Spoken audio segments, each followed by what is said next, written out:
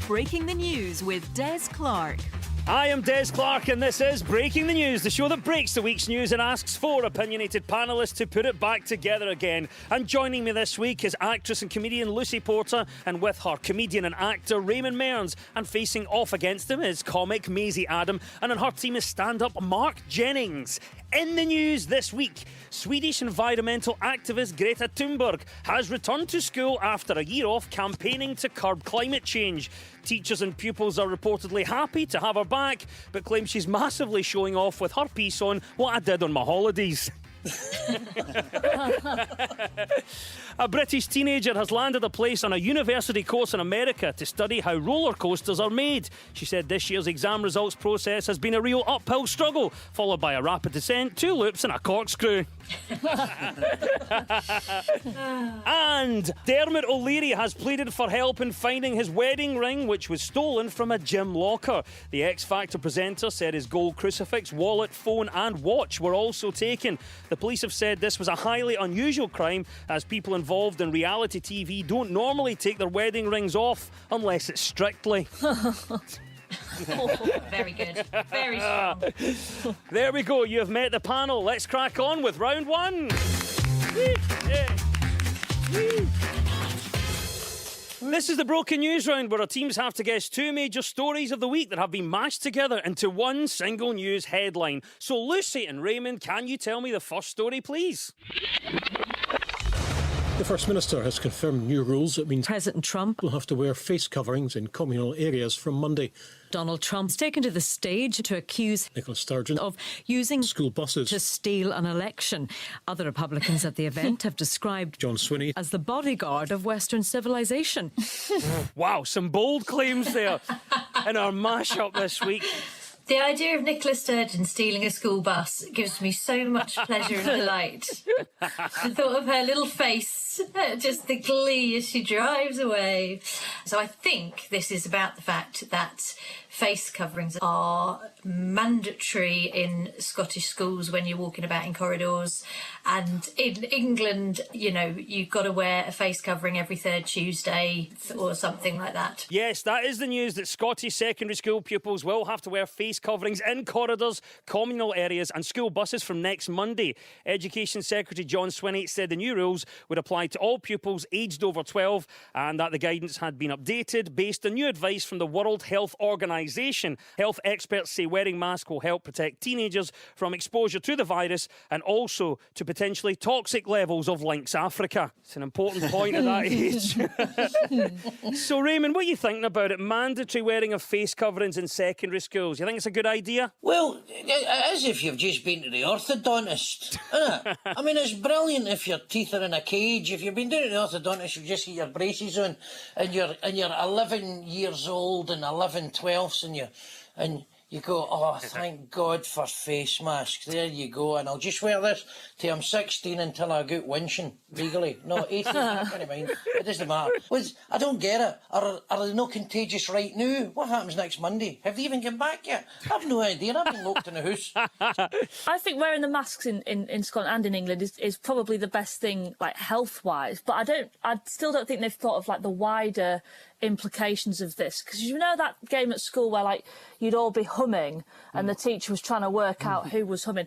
The masks, that's gonna up that game a whole new level. Like, you can now just be singing, they're not gonna know who it's coming from. You can be shouting insults, they can't tell. Well, talking of masks, there are some that are opposing this. Tory MP Hugh Merriman said that wearing a mask in schools is a slippery slope, and I thought, to what, wearing a cape and fighting crime? I wish they were mandatory when I was at school, because I sat next to a boy who had, I kid you not, the worst halitosis I've ever smelled. And when you had to do partner work, I literally just spent the whole history lesson just breathing out. But it was a shift and a half just being next to him every day for a lesson. I mean, where were masks then? I could have really done with them. But yeah, he used to pick cauliflower out his breast and then dangle it in front of you. Oh, no. I don't know if he thought it was endearing. I don't know if that's maybe he was just one of these vegans or something. Just he was just offering up the pros of a plant-based diet. He was ahead of his time. Mark, I'm going to bring you in here. So what do you think about this, the face masks being introduced for secondary school? Oh, it's a lot of pressure, and like I know how these kids must be feeling having to wear a mask to prevent like a global pandemic. Because like when I was in school, we all had to wear a wristband to try and make poverty history. Oh, the irony was you get slagged off if you couldn't afford one. Shocking. Missing the point, mate. It's a tough life. Oh, Mark. And what about you now in terms of the mask? Are you a regular mask wearer at the moment? Like, it's another thing to remember when you go to the shops now, isn't it? Like, just when I've stopped forgetting to bring a plastic bag, I get to the supermarket now and realise I've not got my mask. Like, so just then put the bag over my face instead and see if it really is a bag for life. And it's too many things to remember. I mean, I remembered my mask. I went to the supermarket and I went up to the counter. I realised I forgot my wallet. But I was wearing a mask, so I robbed the joint. One worry is how to make sure every student has a mask. However, school bullies have confirmed that students that forget theirs will be subject to a wedgie until their pants cover their face. Thank you to the bullies for looking out for the new generation. Oh, it is the news of face coverings in school. That's the right answer. Lucy and Raymond, well done. You get 2 points for that. Now to you, Maisie and Mark. What was the other story we were after? This is the story about the upcoming and very probably final US election. It's between obviously Donald Trump and former Vice President Joe Biden, who is like so old that like his teenage rebellion was probably joining a barbershop quartet. Yeah, it is the election of the new blood in America this November, and it's the news that US President Donald Trump has warned his fellow Republicans their opponents may steal November's election as his party anointed him as their candidate. Donald Trump says that we may never know the results of this election, presumably because he's putting them in the same drawer as his tax returns. So, Mark, what do you make of it? You've presumably been watching a wee bit about it with the conventions.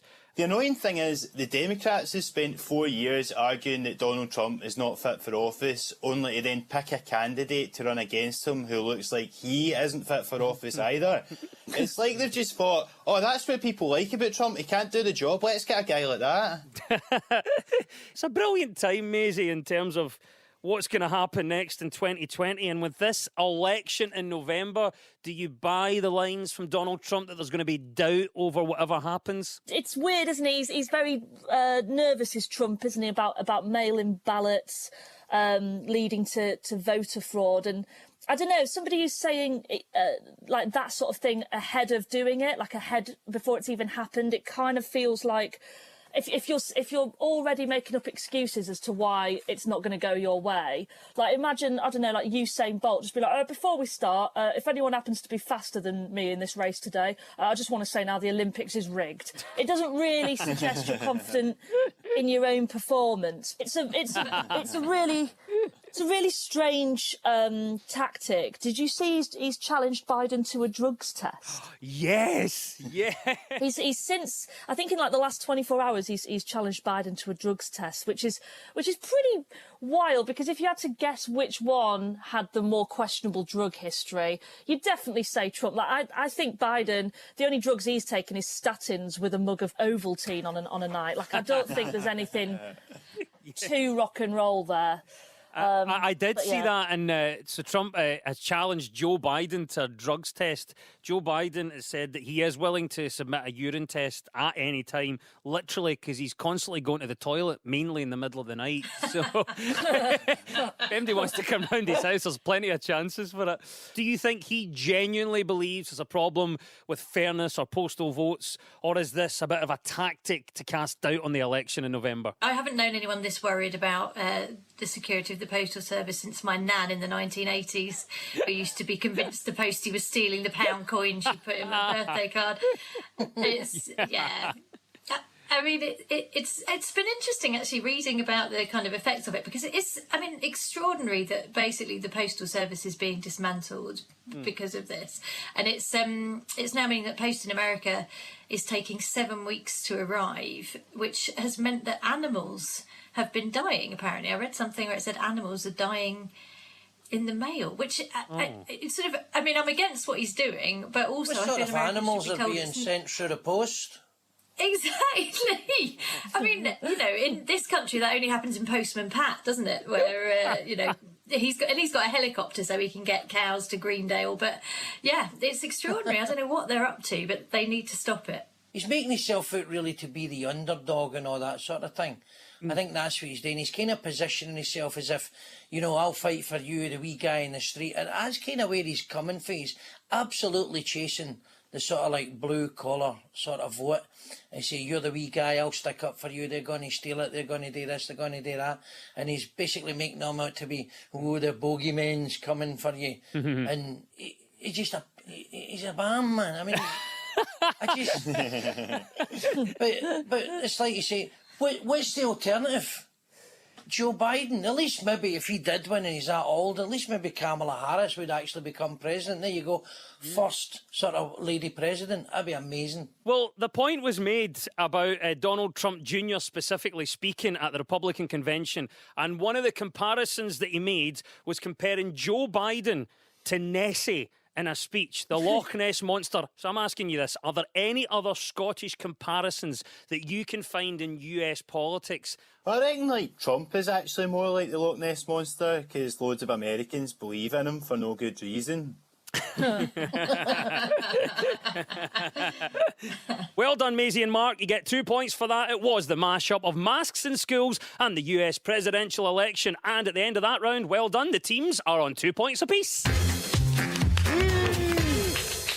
Now, so much of our news is about public opinion, and this week, Haud Me Back, we have spoken to Scottish broadcasting legends Dougie Donnelly and Jackie Bird. Maisie and Mark, what story do you think Dougie is on about here? Yes, I can see why some people would complain about this. After all, atmosphere is everything in these sort of places. When I go out with a bunch of my buddies, I do like to hear each other and maybe not have too many distractions in the background. I have to say that it's one of my pet hates. Any thoughts, Maisie? I think this is the story of the Scottish ban of loud music in restaurants and bars. It's been called the kiss of death for the atmosphere in there. And I mean, I know tensions are high and we're all a bit, you know, maybe using dramatic language in order to get across the severity of the situation. But really, in a global pandemic, is the kiss of death really the lack of loud music? Yeah, of course. It's the news that restaurateurs and hoteliers in Scotland are calling for a ban on background music to be lifted. And I can attest, I was at a restaurant recently and asked the waiter for the specials, and they said I wasn't even allowed UB40. Not good if you're a fan Very of good. music. Mark, what about yourself? Do you miss the music in restaurants? Yeah, I do like. Well, I really like the music that they play in Nando's because it makes me feel like I'm somewhere exotic rather than in Clydebank Shopping Centre.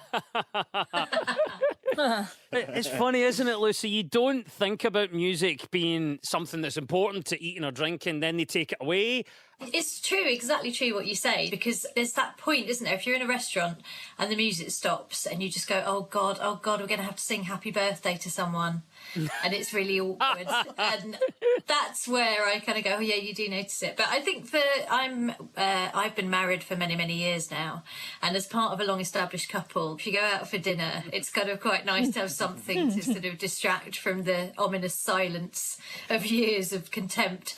Raymond, what about yourself? Do you miss the music in restaurants and out and about? I think it's good if you're kind of married. Married couples, it's like Lucy says, married couples just don't say anything to each other. I remember Big Gary Little and I did gigs in Thailand, and Gary won this raffle, which was a meal for two on the Bangkok Love Boat River Cruise. And I says, who you taking with you, Gary? He went, well, you're the only one here with me. So he and I, Big Gary, went on the Bangkok Love Boat River Cruise with these 300 other couples. And it was brilliant. And all these other couples were no saying a word, and me and Big Gaza were just filling our boots and just talking away. And they were just kind of going, that's a really weirdly matched couple. I wonder what one of them's been in a jail. Anyway. It was brilliant. I don't remember that. No. Was music that night. I don't think they were thinking which one's been to jail. They were thinking they've both been to jail. Right? Clearly. I think they're looking at Raymond and Big Gary saying, I think, oh God, the ladyboys look different out of makeup, don't they? Music and restaurants is the correct answer, and 2 points go to Maisie and Mark. Now to you, Lucy and Raymond, what do you think Jackie Bird is talking about here?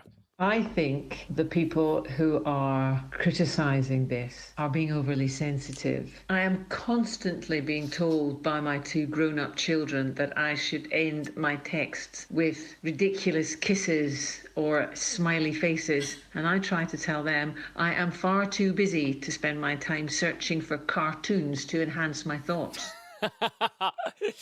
Yeah, I think emojis on the news might have been the way to go. Is it generational texting or something? It's absolutely right. Raymond, you've got the story. It is texting and punctuation and the generational difference. It is the news that full stops intimidate young people when used in social media communication, as they're interpreted as a sign of anger, according to linguistic experts. I don't know about you, Raymond.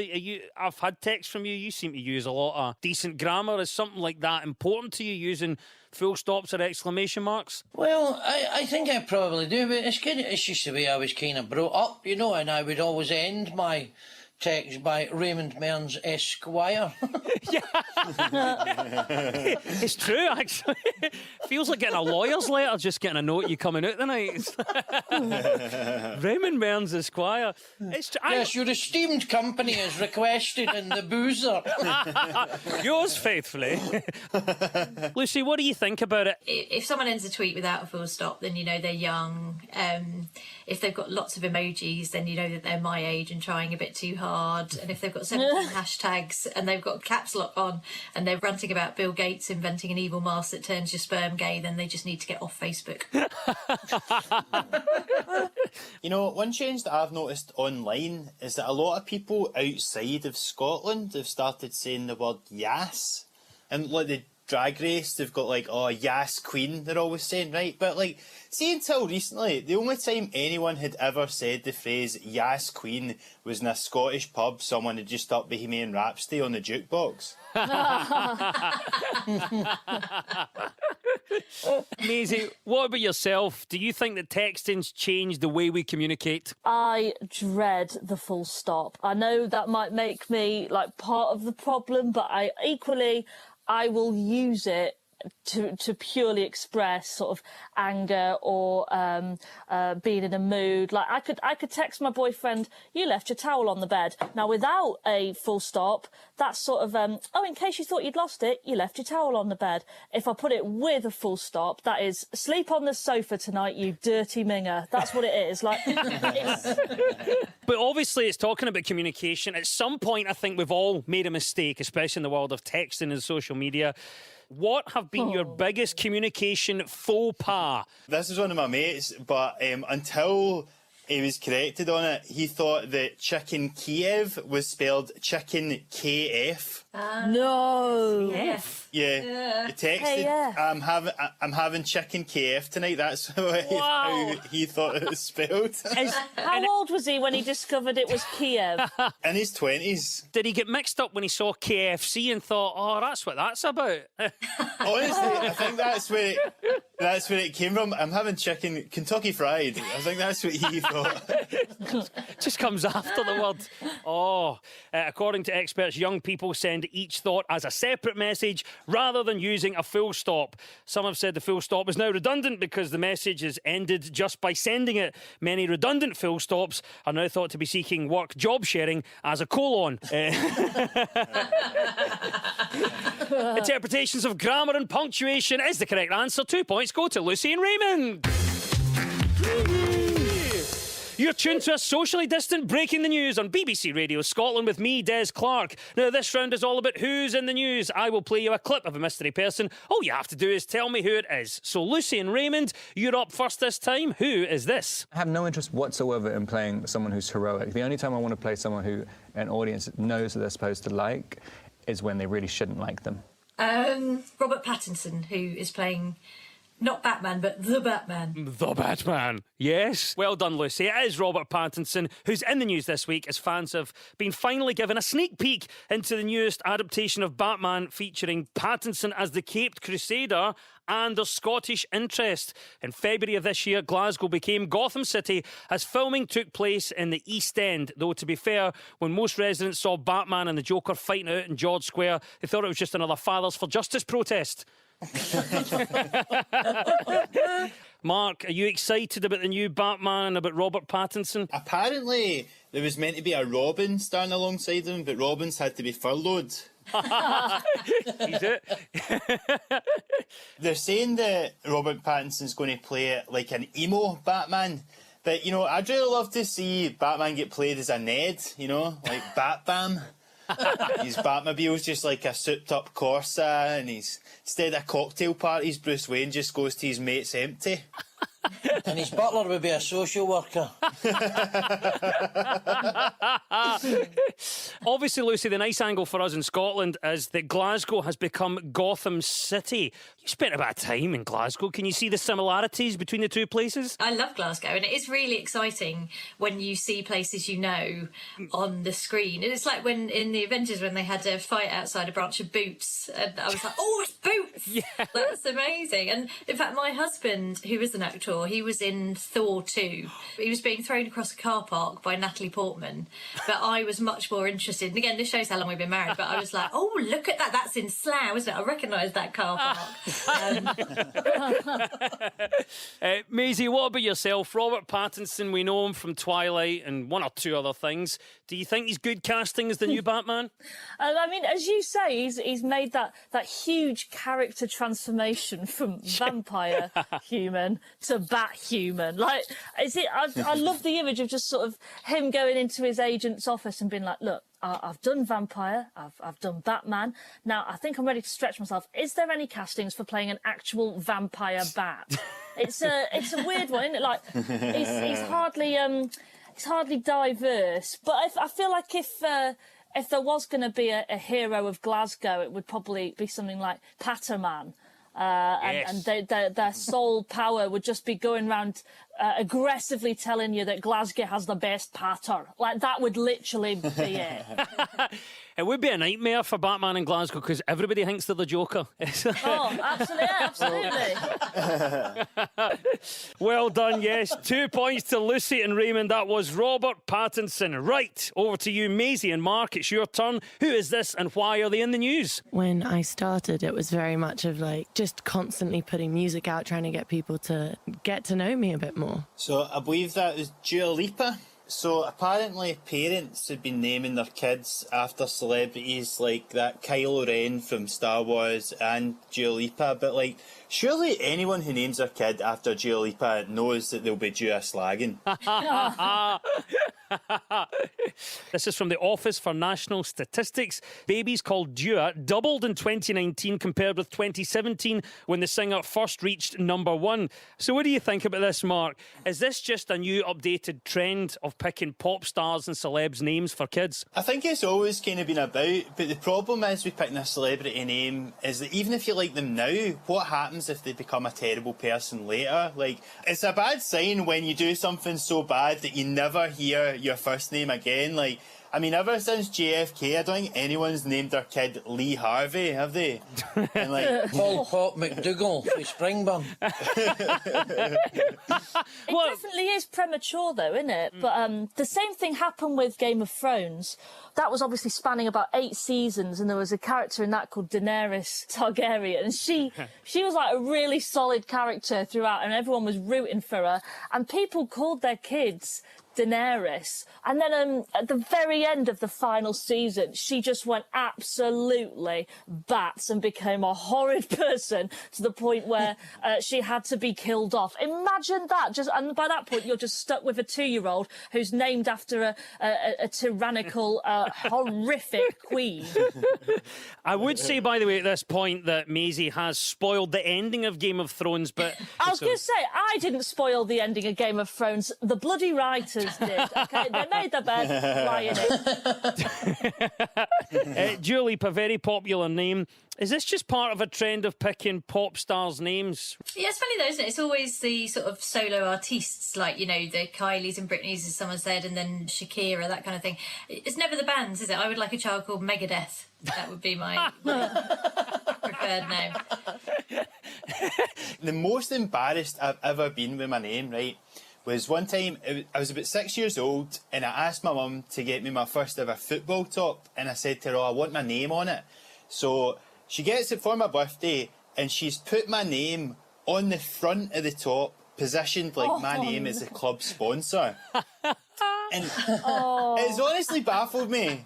It has baffled me for years how this happened. Like, I can only imagine, like, the guy who was putting the name on the shirt must have tried to say to my mum, like, oh, listen, the name usually goes on the back. And she's like, nope, only the best for my boy. It goes on the front.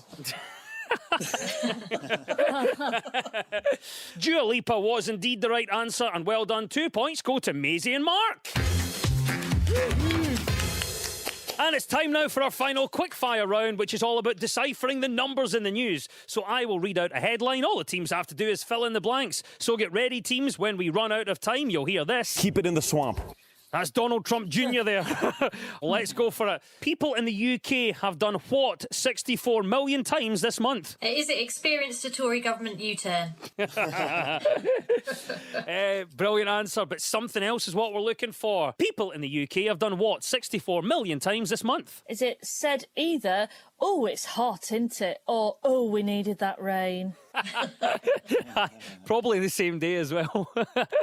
People in the UK have actually used the Eat Out to Help Out scheme 64 million times this month and counting. Keep it in the swamp. Oh, there's your klaxon. That means that Donald Jr. has trumped. And at the end of the quiz, our winners this week are Maisie, Adam and Mark Jennings. Woo! Yay! And commiserations to Lucy Porter and Raymond Mearns. Woo! Yeah. And we'll leave you with the breaking the news. Breaking news just in. The first drive-in haunted house will open in Tokyo this month, where you can now experience being in a horror film from the comfort of your car. And if you can't make it to Tokyo, you can recreate classic horror film The Birds by parking in Troon and throwing a chip out your window. A stalwart couple who have run a newsagent in a Murray seaside town for almost a quarter of a century will retire this week. They say they look forward to spending time with their grandchildren, although they have put a sign up saying that only 2 of them are going to be allowed into their house at any one time. And a pod of whales caused a stir after popping up in a harbour in Greenock on Saturday evening. A crowd gathered due to the excitement. One was heard to say, "Oof, if that's the size of the fish, I can't wait to see the chips." The news is broken. I've been Des Clark. Goodbye.